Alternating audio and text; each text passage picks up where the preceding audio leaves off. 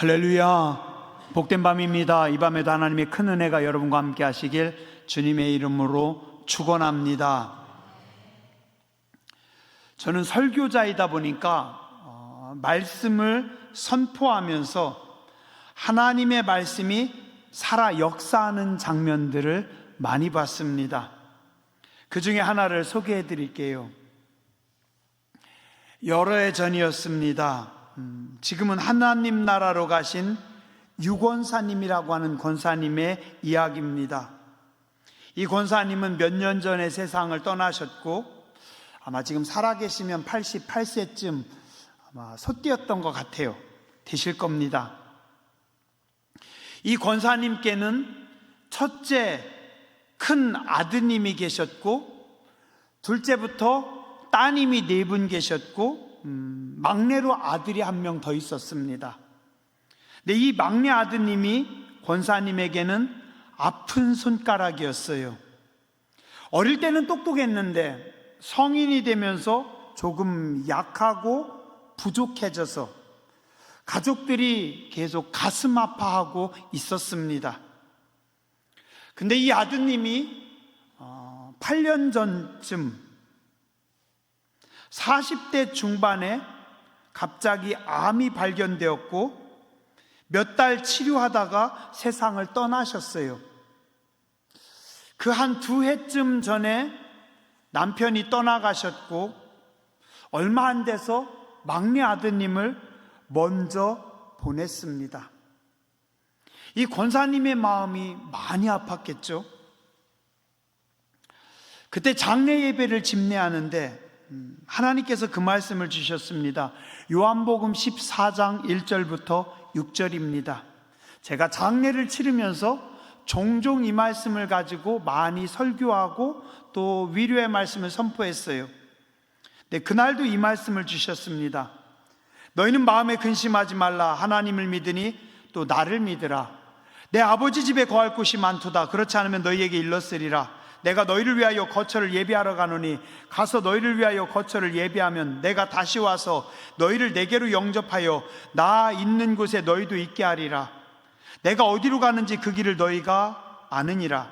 도마가 이르되 주여 주께서 어디로 가시는지 우리가 알지 못하거늘 그 길을 어찌 알겠사옵나이까. 예수께서 이르시되 내가 곧 길이요 진리요 생명이니 나로 말미암지 않고는 아버지께로 올 자가 없느니라. 아들을 먼저 보내시는 권사님께 전하는 말씀이니 저도 많이 무거웠습니다. 권사님, 이제 권사님께서 하실 수 있는 것은 다 하셨습니다. 권사님은 가장 좋은 엄마셨어요. 이제는 아드님께서 예수님 손잡고 천국에 가셨어요. 이제부터는 예수님께서 아드님의 손을 붙잡고 가시니까 엄마가 걱정 안 해도 돼요. 예수님 손에 맡기시고 권사님 마음 편하게 사세요. 그때 드린 말씀과 느낌이 지금도 그대로 다 기억되어 있어요. 근데 놀라운 거는 권사님이 이 말씀을 들으시면서 권사님이 웃으시는 겁니다. 네, 목사님께서 말씀하셨으니 이제는 예수님께 다 맡기고 편하게 살게요. 물론 그 뒤로도 권사님은 순간순간 힘드셨겠죠. 근데 정말 놀랍게 권사님께서 마음을 추스르시더라고요. 겉으로는 표현 안 했는데 속으로 제가 정말 깜짝 놀랐어요. 하나님의 말씀이 능력이 있고 하나님께서 말씀으로 성도님들의 마음을 지켜주시는구나. 그때 깨달았어요. 그 뒤부터 저는 이 말씀이 더 새롭고 힘있게 다가왔습니다. 너희는 마음에 근심하지 말라. 하나님을 믿으니 또 나를 믿으라. 우리가 예수님과 동행하는데 예수님께서 다 아시는데, 예수님께서 다 풀어주시는데 뭘 그렇게 걱정하십니까?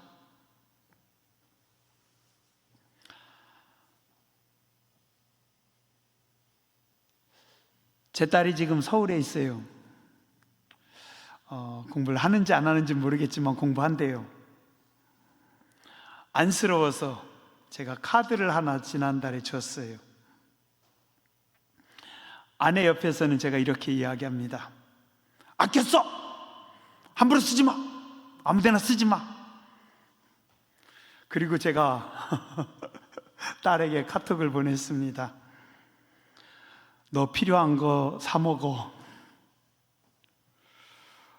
뭐 먹고 싶을 땐 아끼지 말고 사 먹어. 맛있는 걸로 점점. 그 카드 사용 내역은 제 핸드폰에 찍히거든요. 제 딸이 저보다 더 똑똑해요. 바보 아빠가 안쓰러워서 또 뜯기고 있습니다.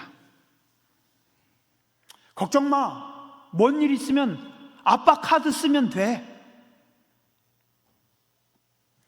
사실은 저도 남들이 모르는 카드가 하나 있습니다.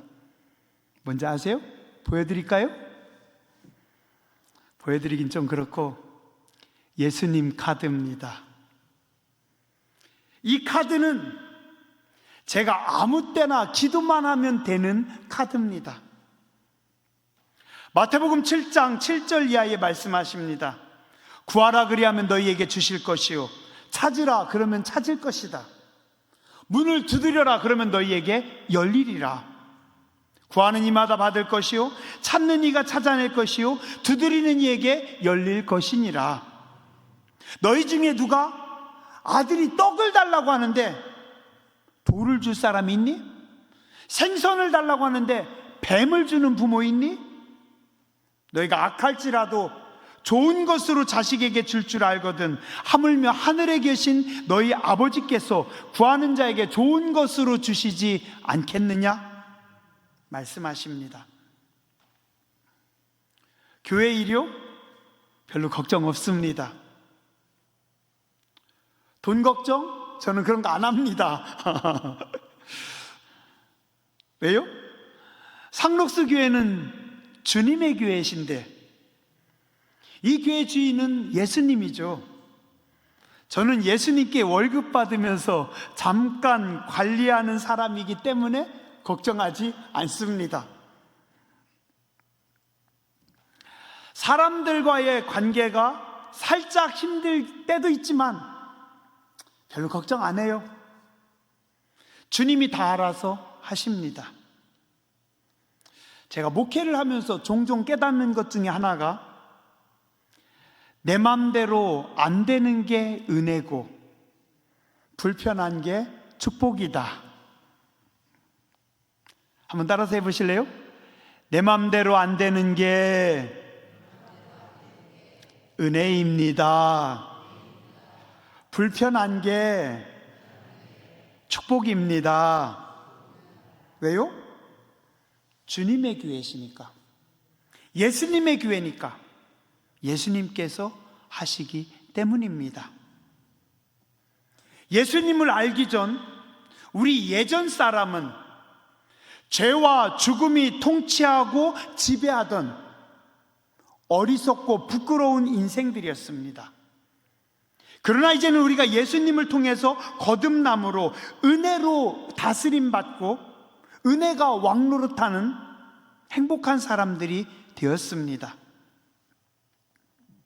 하나님의 은혜는 너무나 놀라워서 아무리 큰 죄라도 다 덮어버리시고 다 용서하시고 다 해결해 주셨습니다. 그래서 사실은 죄가 크고 많은 사람들이 더 많은 하나님의 은혜를 받은 것입니다. 죄가 적은 사람은 큰 사람보다 더 작은 은혜를 받겠죠? 죄가 큰 사람은, 죄가 많은 사람은 더 큰 은혜를 받으면서 살아갑니다. 자, 그러면 죄가 클 때 은혜도 크니까 이왕이면 죄를 듬뿍 짓고 나오는 게 좋을까요? 말도 안 되는 겁니다. 왜요? 이제 이미 죄에서 떠난 몸이기 때문에, 죄악의 자리를 떠난 사람이기 때문에 옛사람이 하던 죄를 다시 말한다는 건 말도 안 됩니다. 그런 말은 하지도 말고 오늘 성경에 말씀하고 있습니다. 요즘 또 깨닫는 것 중에 하나는 내 죄가 더 크다는 겁니다. 집 안에 있던 형님이 집 나간 형님을 향해 손가락질합니다. 장녀들과 함께 아버지 재산을 다 말아먹은 놈. 사실 돌아온 돌탕이나 집에 있던 집탕이나 다 똑같은 불효자들입니다. 또 사실 더 큰 불효자는 집안에 있는 집탕이 더 불효자입니다. 우리는 모두 다 하나님 앞에서 불효자이고 죄인들입니다. 사실 아버지 앞에서는 큰아들이든 작은 아들이든 둘 다 죄인입니다. 그리고 둘 다 불효자입니다. 그리고 그렇게 고백해야 됩니다. 근데 아주 가끔 교만한 자식들이, 우둔한 자식들이 자기가 다른 형제보다 더 옳대요. 내가 어머니를 더 잘 섬긴대요. 내가 아버지를 더 잘 섬겼대요. 웃기고 있어요. 아주 무식한 소리입니다. 여러분들은 행여라도 그런 소리 하지 마세요. 자식들이 부모님 앞에서는 서로 불효자라고 말하는 것이 맞습니다. 형님은 아버지 앞에서 제가 더 불효자입니다. 아버님 죄송합니다. 동생은 역시 아버지 앞에서 제가 형님보다 더 불효자입니다. 제가 더 틀렸습니다. 라고 말하는 게 그게 맞는 겁니다. 성도도 그렇습니다. 하나님 앞에서는 내가 가장 큰 죄인입니다. 저 사람이 가장 큰 죄인이 아니라, 저 사람이 악한 것이 아니라 내가 가장 큰 죄인이고 내가 가장 악한 겁니다. 한번 두 손 들어보시죠. 이렇게 여러분을 가리키면서 따라서 하시기 바랍니다. 하나님, 제가 더 악합니다. 하나님, 제가 더 큰 죄인입니다. 사도 바울은 디모데전서 1장 15절에서 이렇게 고백합니다. 미쁘다 모든 사람이 받을 만한 이 말이여, 그리스도 예수께서 죄인을 구원하시려고 세상에 임하셨다 하였도다. 죄인 중에 내가 괴수르다. 바울은 고백합니다. 세상의 모든 죄인들 중에 내가 가장 큰 죄인입니다. 오늘 우리는 다 죄인들입니다. 그냥 놀라우신 하나님의 은혜로 사는 존재들입니다. 에베소서 2장 6절에서 8절에 보면 예수님은 근본 하나님의 본체시나 하나님과 동등됨을 취할 것으로 여기지 아니하시고 오히려 자기를 비워 종의 형체를 가지사 사람들과 같이 되셨고 사람의 모양으로 나타나사 자기를 낮추시고 죽기까지 복종하셨으니 곧 십자가에 죽으심이라. 예수님은 하나님이시지만 우리 인간들을 구원하시기 위해서 인간의 모습으로 이 땅에 오셨습니다. 자신을 낮추시고 십자가에 죽으셨습니다. 자, 그럼 예수님께서 죽으심으로 모든 게 끝났습니까? 아닙니다. 하나님은 예수님의 죽으심으로 끝이 아니라 하나님의 영원한 생명의 능력으로 예수님을 다시 살리셔서 부활하신 예수님을 가장 영광스러운 영광의 자리에 세워주셨습니다. 하나님은 예수님을 죽음의 자리에 내버려 두지 않으시고 죽으신 예수님을 붙잡으셔서 부활의 자리로, 영광의 자리로 올려주셨습니다. 맞나요? 잘 모르겠어요? 다시 얘기할게요.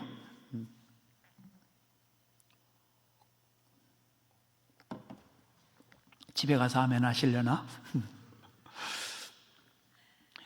예수님께서 십자가에 죽으셨습니다. 죽으신 예수님을 하나님은 무덤에 내버려 두지 않으셨습니다. 어떻게 하셨어요? 다시 붙잡으셔서 부활시키셨고 살리셨습니다. 그죠? 부활하신 예수님은 어떻게 합니까? 하나님 보좌 우편에 가장 존귀한 자리, 가장 거룩한 자리에 함께 서십니다. 맞아요? 이제 조금 이해가 돼요? 자, 그럼 질문입니다. 또 집에 가서 대답하지 마시고 한번 대답 좀 해주세요. 예수님을 믿고 예수님을 따라서 같이 죽은 성도들, 그들은 어떻게 될까요? 자, 예수님을 살리신 하나님께서 예수님을 따라서 같이 죽은 사람들은 어떻게 할까요? 목사님 걱정하지 마세요. 우리는 절대 안 죽으니까요. 설마 그렇진 않겠죠? 오늘 그에 대한 해답이 본문 말씀 로마서 6장 5절에 나옵니다. 만일 우리가 그의 죽으심과 같은 모양으로 연합한 자가 되었으면, 이 말은 만일 우리도 예수님처럼 죽으면 또한 그의 부활과 같은 모양으로 연합한 자가 되리라. 쉽게 말씀드리면 우리도 예수님처럼 부활하리라, 그 말씀입니다. 예수님이 죽으신 것처럼 우리도 따라서 죽으면 하나님께서 내버려 두는 것이 아니라 우리도 붙잡으셔서 하나님께서 어떻게 하신다고요? 다시 살리시고 우리도 어떻게 한다고요?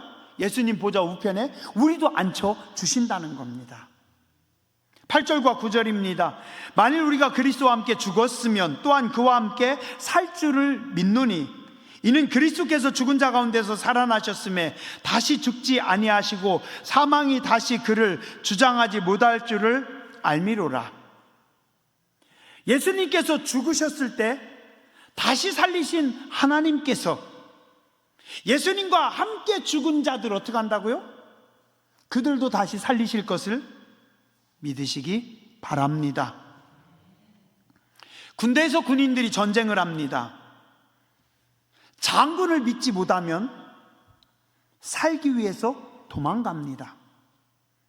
그러나 장군을 믿는 군인은 죽음을 두려워하지 않고 목숨 걸고 삽니다. 임진왜란 때 7천량 해전이라고 하는 해전을 조선 수군이 합니다. 그 당시 조선 수군의 장은 원균이었습니다. 100여 척이나 되는 많은 배를 가지고 그동안 거의 모든 전쟁에서 승리했던 수군입니다. 일본에게 허무하게 무너지고 다 죽습니다. 그리고 나서 다시 조선 수군의 지휘관이 된 이순신 장군은 명랑해전에 나가는데 단 13척밖에 안 가지고 갑니다. 남은 게 없어요. 조선 전체의 배를 다 모았는데 13척. 그곳에 몰려오는 일본의 수군은 330척. 13대 330 싸움이 됩니까? 그래서 이순신 장군이 전략을 짭니다. 넓은 데서는 안 되니까 좁은 곳에서 싸우자. 그래서 고른 게 울들목이었고 거기서 명랑해전이라는 해전을 벌입니다. 330여 척의 배가 왔지만 너무 좁아가지고 다 못 들어오고 130여 척의 배만 밀고 들어옵니다. 그 좁은 길목을 이순신 장군하고 13척의 배가 거길 지킵니다. 어떻게 됐어요? 우린 잘 알죠, 그죠? 대승을 거둡니다. 적의 배 130여 척을 다 부숴버립니다. 이 명량해전 직전에 이순신 장군이 군인들에게 이렇게 말했다고 해요. 필사 즉 생, 필생 즉 사. 반드시 살려고 하면 죽고 반드시 죽고자 하면 산다. 저는 성경을 읽지 않으신 이순신 장군께서 어떻게 이 말씀을 하셨을까? 오늘 성경의 말씀이 바로 이 말씀입니다. 예수님과 상관없이 사는 사람들은 죽음을 두려워합니다. 그러나 예수님과 함께 죽은 사람들은 하나님께서 예수님과 함께 부활시키시고 영광스럽게 존귀하게 세워주십니다. 예수님과 상관없는 사람들은 자기들이 스스로 존귀함을 받으려고 합니다. 그래서 내가 말이야, 내가 이걸 했고, 내가 이런 사람이고, 내가 이런 사람이야. 혹시 주변에 그런 분들 보셨어요? 예수님과 함께 죽은 사람들은 어떻게 합니까? 같이 십자가에 죽었습니다. 나의 생각을 십자가에 묻어버렸습니다. 나의 고집을 십자가에 묻어버렸습니다. 나의 경험을, 나의 지식을, 내가 가지고 있는 모든 것을 십자가에 같이 묻었습니다. 물론 우리는 종종 살아나서 내가 살아서 돌아다닐 때가 있지만 다시 기도하고 다시 정신 차리고 다시 우리는 죽습니다. 그럼 어떻게 돼요? 죽음으로 끝이 아니라 하나님께서 다시 살리십니다. 이게 신앙입니다. 하나님을 믿는 것이 신앙입니다. 예수님과 함께 죽는 것이 믿음의 길입니다. 우리가 예수님과 함께 죽을 때 하나님께서 예수님을 부활시키신 것처럼 여러분들도 부활시키시고 예수님을 영광의 자리에 세우신 것처럼 여러분들도 영광의 자리에 세우십니다. 오늘 설교 끝. 오늘 말씀 이겁니다. 제가 처음에 그 말씀 드렸죠? 요한복음 14장 1절. 너희는 마음에 근심하지 말라. 하나님을 믿으니 뭐라고요? 나를 믿으라. 예수님을 믿으라. 마음에 근심하지 마세요. 죽음을 두려워하지 마세요. 염려하지 마세요. 하나님을 믿으세요. 하나님께 맡기면 됩니다. 우리가 할 일은 뭐예요? 날마다 죽는 겁니다. 이놈의 승질 빼기가, 이놈의 고집 빼기가, 이놈의 욕심이, 이놈의 생각이, 이놈의 좁은 것이 자꾸 속에서 부스부스 올라옵니다. 누가요? 내가 했어 그거. 내 생각은 그게 아니야. 야, 내가 우리 교회에서 지금 신앙생활을 몇십 년 했는데 나를 그냥 지나간다고? 나는 아닌데? 나한테 그래도 돼? 뭐예요? 자꾸 내가 살아나는 겁니다. 내가. 거기에다가 또 어떤 분들은 뭐예요? 직분이 붙는 겁니다. 내가 목사인데, 내가 속장인데, 아니 나한테 의논도 없이 자기가? 죽어야 돼요. 죽어야 됩니다. 누구부터요? 목사부터. 근데 저 아직 잘 안 죽어요. 아직 너무 싱싱한가 봐요.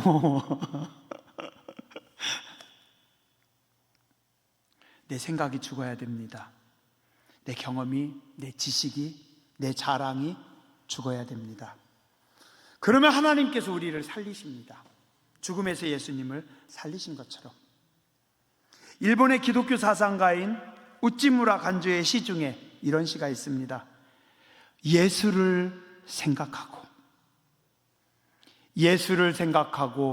나는 나의 가난함도 슬프지 않고 남의 부유함도 부럽지 않나니 예수를 생각하고 나는 오직 감사한 마음이 넘칠 따름이라. 예수를 생각하고 나는 몸의 환난도 괴롭지 않고 그 행복도 사모하지 않나니 예수를 생각하고 나는 오직 평강과 만족만 있을 따름이라. 예수를 생각하고 나는 일에 실패에 실망하지 않고 그 성공에 뛰며 기뻐하지 않나니 예수를 생각하고 나는 영원한 승리자이기 때문이라. 오늘 장로님들하고 권사님들이 저녁에 지하에서 밥 주신다고 하셔가지고 가서 제가 맛있는 쑥개떡하고 맛있는 저녁 식사를 했습니다. 너무 감사해요. 근데 제가 식사 다 끝나고 집으로 돌아오면서 제가 회개했어요. 우리 장로님들은, 권사님들은 예수를 생각하고 그 귀한 쑥개떡을 그렇게 싸게 팔고 그러면서 선교연금 만들었는데, 이 예수님을 생각하지 못하는, 전도하지 못하는 목사는 그걸 8,000원에 팔았어요? 내 생각엔 2만 원에 팔아도 괜찮은데 왜 이렇게 아까워요? 왜 이렇게 속상해요? 제가 들어가면서 회개했어요. 우리 장로님하고 권사님들은 예수를 생각하고 그러시는데 참 저는 아직도 이게 제가 너무 살아 있습니다. 찬양 할게요. 같이 가사 생각하시죠. 예수를 생각하고 나는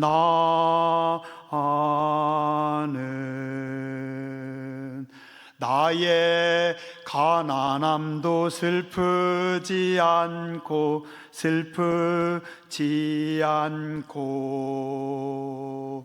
남의 부요함도 부럽지 않나니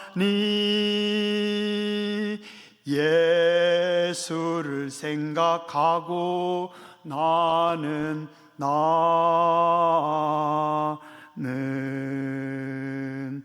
오직 감사한 마음이 넘칠 따름이라. 예수를 생각하고 나는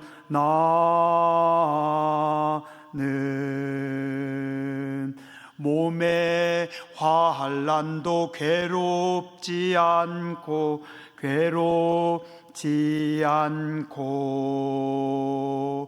그 행복도 사모하지 않나니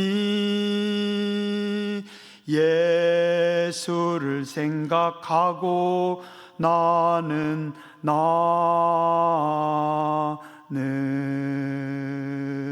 오직 평강과 만족만 있을 따름이라. 예수를 생각하고 나는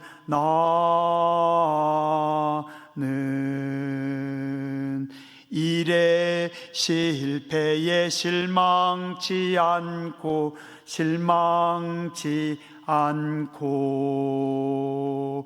그 성공에 뛰며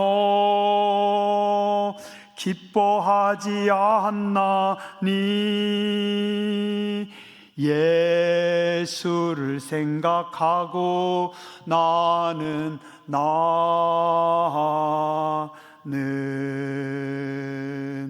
오직 영원한 승리자이기